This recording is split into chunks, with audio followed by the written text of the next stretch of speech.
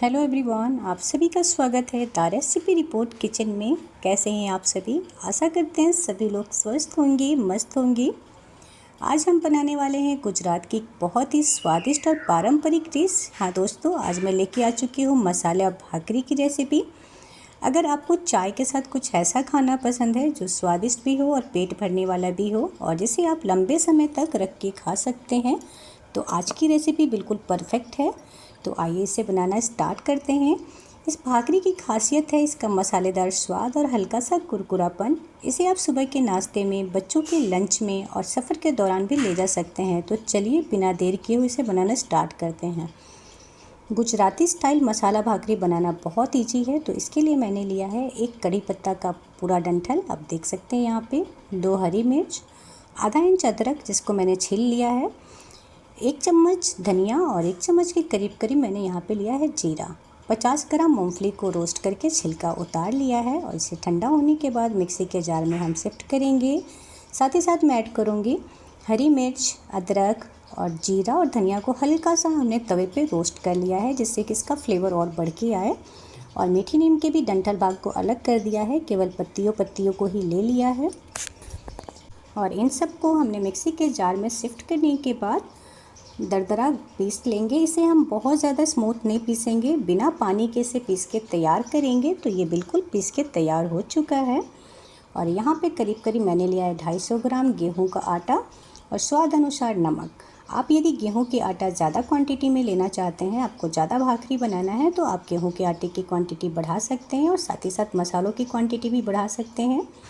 नमक डालने के बाद मैंने डाला लाल मिर्च, हल्दी और आप चाहें यहाँ पे तो गरम मसाला डाल सकते हैं, पर मैं गरम मसाला नहीं डाल रही हूँ क्योंकि मैंने कड़ी पत्ता डाला है और मुझे कड़ी पत्ता का ही फ्लेवर इसमें चाहिए, तो मैं इसलिए गरम मसाला स्किप कर रही हूँ। आप चाहें तो गरम मसाला डाल सकते हैं, लेकिन गरम मसाला का फ्लेवर भी हाई होता है तो वो सारे मसालों के फ्लेवर को दबा सकता है, इसलिए मैंने यहाँ पे स्किप किया है। और यहाँ पे आधा चम्मच अजवाइन को मैंने क्रश करके डाला और 2 चम्मच शुद्ध देसी घी डाल करके एक अच्छा सा मोयन लगा लेंगे।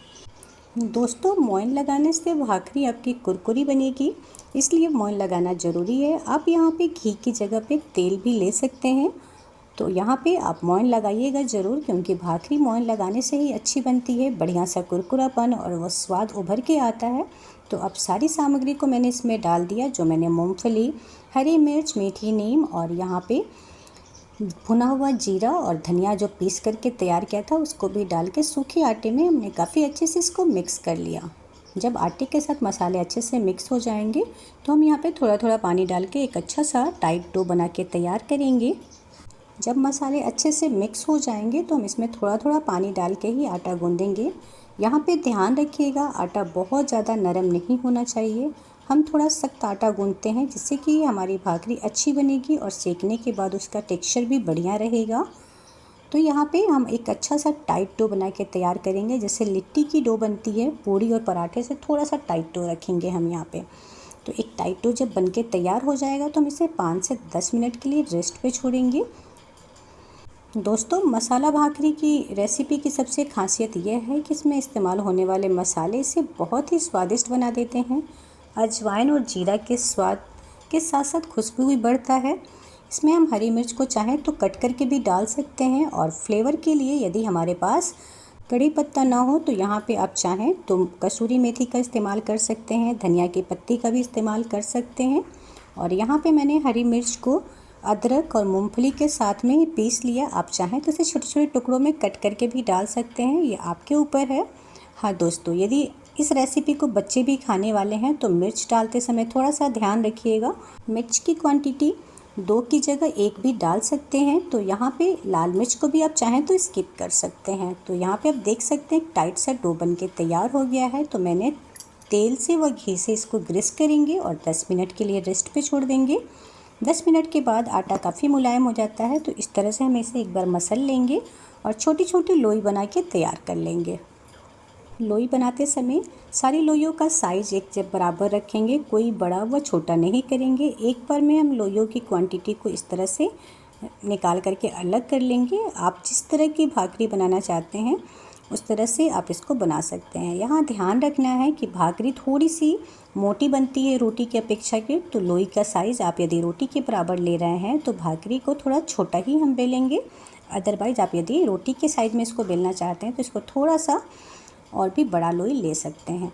तो यहाँ पे मैंने सारी लोइयों को एक बार में इस तरह से कर लिया और फिर हाथों से इसको दबाते हुए थोड़ा सा चपटा कर दिया, कुछ इस तरह से। तो दोस्तों, हमने सारी लोइयों को बराबर आकार में बना करके रख लिया है और एक लोई लेंगे और उसे हाथों से थोड़ा सा चपटा करेंगे। इसमें हमने मोइन भी डाला है और ऑयल से इसको ग्रीस भी किया हुआ था, इसलिए मैं इसको सूखा आटा की हेल्प से नहीं बेलूँगी। इसमें इतनी चिकनाई है कि ये खुद ब खुद बेल जाएगा। तो आप देख सकते हैं यहाँ पे इसको बेलने में मुझे कोई दिक्कत नहीं हो रही है। एक एक करके मैंने सारी लोइयों को बेल लिया। आपको यदि लगता है कि सूखे आटे की ज़रूरत है तो थोड़ा थोड़ा सूखा आटा इसके ऊपर छिड़क करके इसे इस तरह से बेल सकते हैं, पर मुझे नीड नहीं थी तो मैंने इसको ऐसे ही बेल करके तैयार कर लिया। आप देख सकते हैं एक एक करके सारी लोइयों को हम बेल लेंगे। हमने जितना आटा गूंदा था उसके अकॉर्डिंग मैंने यहाँ पे 6 भाकरी बनाना है और 6 लोई बनी है। 6 लोई को ही हमने बेल करके इस तरह से रख लिया प्लेट में। जैसा कि मैंने बताया कि भाकरी को बहुत हम पतला नहीं बेलेंगे, इसे रोटी से थोड़ा मोटा रखना है, क्योंकि मसाला भाकरी का असली मज़ा तभी है जब ये थोड़ा मोटा होता है, अंदर से मुलायम और ऊपर से इसका कुरकुरा टेक्सचर में ही मज़ा आता है। तो इसलिए हम इसको थोड़ा सा मोटा बेलेंगे। यहाँ पे मैंने मीडियम फ्लेम पे तवा को गर्म होने के लिए रख दिया है और आप देख सकते हैं इसको रोटी की साइज़ से हमने थोड़ा सा छोटा बेला है। एक एक करके मैंने सारी भाकरी को इस तरह से बेल लिया है और जब तवा अच्छे से गर्म हो जाएगा तो इसको हम एक एक करके इस तरह से फैला देंगे और इसे अच्छे से सेक लेंगे। इस रेसिपी को आप सुबह के ब्रेकफास्ट में भी ले सकते हैं, शाम को चाय के साथ भी इसे ले सकते हैं। हल्की फुल्की भूख के लिए एकदम परफेक्ट रेसिपी है। इस रेसिपी के साथ आप चटनी व चाय को एंजॉय कर सकते हैं। यहाँ पे आप देख सकते हैं ये भाकरी रोटी से थोड़ी छोटी है और थोड़ी सी मोटी है, तो हमें इतने ही थिकनेस के साथ इसे बेलना था। तवा को भी हमने अच्छे से गर्म कर लिया है। अब एक एक भाकरी को हम इस तरह से तवा पे फैला देंगे और यहाँ पे आप देख सकते हैं तवा का साइज़ बड़ा है तो मैं एक बार में ही 3 भाकरी को अच्छे से सेक सकती हूँ। तो मैंने यहाँ पे एक एक करके 3 भाकरी को डाल दिया और यहाँ पे घी की हेल्प से मैं इसे अच्छे से सेक लूँगी, जिससे कि इसका ऊपरी लेयर अच्छे से क्रंची हो जाए, कलर भी गोल्डन हो जाए। कुछ इस तरह से हमें सेकना है। यहाँ पे भाकरी को मैं मीडियम फ्लेम पे सेक रही हूँ। आप चाहें तो भाकरी को डायरेक्ट चूल्हे पे भी सेक सकते हैं, पर यहाँ पे ध्यान रखिएगा कि मैं गैस पे सेक रही हूँ, इसलिए मैं इसको तवा पे ही घी के हेल्प से दबाते हुए अच्छे से सेकूँगी। यदि आप मिट्टी के चूल्हे पे खाना बनाते हैं तो भाकरी को डायरेक्ट आंच पे भी सेक सकते हैं, इससे भी इसका स्वाद बहुत बढ़ के आता है। तो यहाँ पे मैं इस तरह से घी डाल के और अच्छे से इसे टर्न करते हुए सेक लूँगी।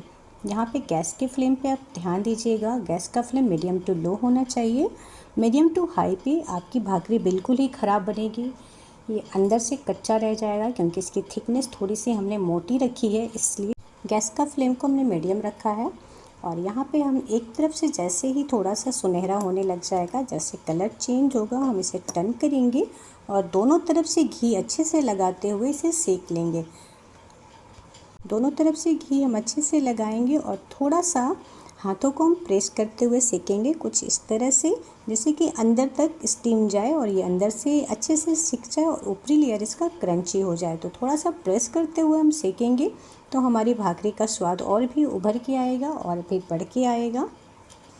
जब चूल्हे पे भाकरी बनाई जाती है और इसको डायरेक्ट चूल्हे के अंदर हम आंच पे सेकते हैं तो इसकी खुशबू और भी बढ़ के आती है। जैसे रोस्टेड स्वाद लाना चाहते हैं तो इसे चूल्हे पे बनाइएगा और जब ये अच्छे से चूल्हे के अंदर रोस्टेड हो जाती है तो उसके ऊपर खूब सारा बटर डाल करके इसको सर्व कीजिएगा, बहुत ही स्वादिष्ट लगती है।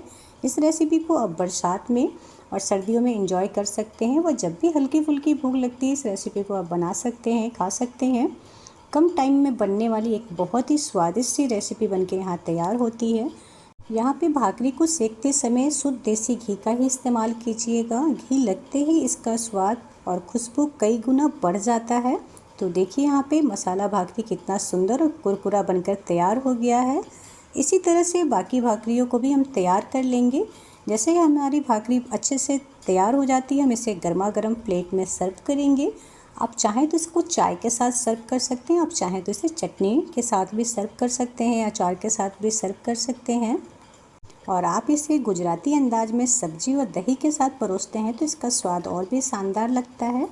ऊपर से थोड़ा सा आप चाहें तो शुद्ध देसी घी और भी डाल सकते हैं। गर्मा गर्म भाकरी में यदि घी के जाते ही इसका स्वाद कई गुना बढ़ जाता है।